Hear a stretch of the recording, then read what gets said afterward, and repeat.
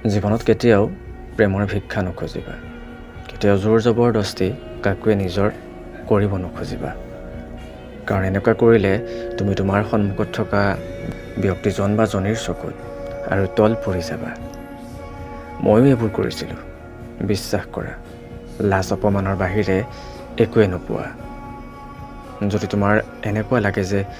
তোমাৰ পাৰ্টনাৰজন বা জনী বেলেগ হয় তোমাৰ কথাক বুজিব তেনেহ'লে তুমি ভুল ভাবিছা আমি সম্পৰ্কত এইটো পাহৰি যাওঁ যে এটা সম্পৰ্ক জীয়াই ৰাখিবলৈ দুইফালৰ পৰা সমান এফৰ্টছ থাকিব লাগিব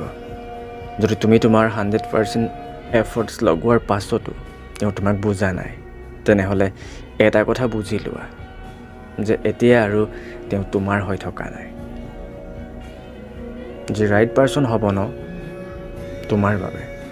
তেওঁ তোমাৰ জীৱনত এনেকুৱা এটা দিন কেতিয়াও আহিবই নিদিয়ে লাগিলে যিমানেই কাজিয়া নহওক তেওঁ তোমাক বুজিব তোমাৰ ফিলিংছবোৰ বুজিব